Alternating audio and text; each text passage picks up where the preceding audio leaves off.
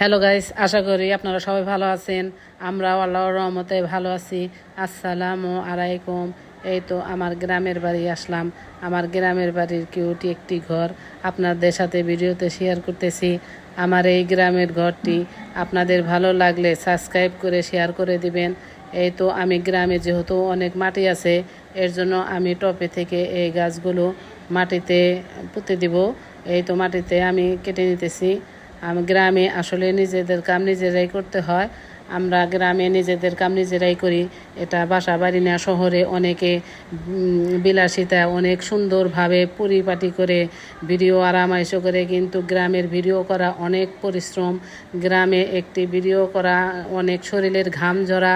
এই তো যে রৌদ্র, এই রৌদ্রে দেখেন আমি নিজে মাটি পুঁতে এখানে আবার কিছু গোবরের সার দিয়ে আমি গাছগুলি লাগিয়ে দিতেছি। যেহেতু টপে অনেক শক্ত হয়ে লেগে গেছে, টপের নিচে আমি কেটে দিব শাবল দিয়ে, যাতে মাটিতে শেকড়গুলো যায়। কারণ ঘাস মাটি পেলে ওরা অনেক প্রাণবন্ত হয়ে থাকে। শহরে বাধ্য হয়ে টপে গাছ দিতে হয়। এই তো দেখুন আমি টপের নিচে কেটে দিতেছি, যেহেতু আমার গাছটি অনেক বড় হবে। এই জায়গায় আমার গ্রামের বাড়িতে মাটি আছে, এই মাটিতে আমি আবার সুন্দর করে বুনে দিতেছি। এই তো দেখুন আমার বোনাটা কেমন হইতেছে, অনেক গরম। আমাদের জন্য দোয়া করবেন, আমরা যেন আরও গ্রামের এই নতুন নতুন ভালো ভালো ভিডিও দিতে পারি।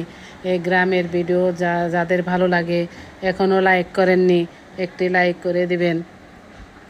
আমি এই ভিডিওটি প্রচুর গরমে মানুষের জীবন অতিষ্ঠ হয়ে গেছে। এদিকে লোডশেডিং থাকে, কারেন্ট তো থাকেই না। কারেন্ট দেশে এখন মনে হয় সোনার হরিণ হয়ে গেছে। কারেন্টের এত কষ্ট, দিন যায় ভাবি যে সব কিছু উন্নতি হবে, এখন দেখি উন্নতি তো দূর কথা। এখন গ্রামেও এখন বাস করা দায়, কারণ গ্রামেও আল্লাহ।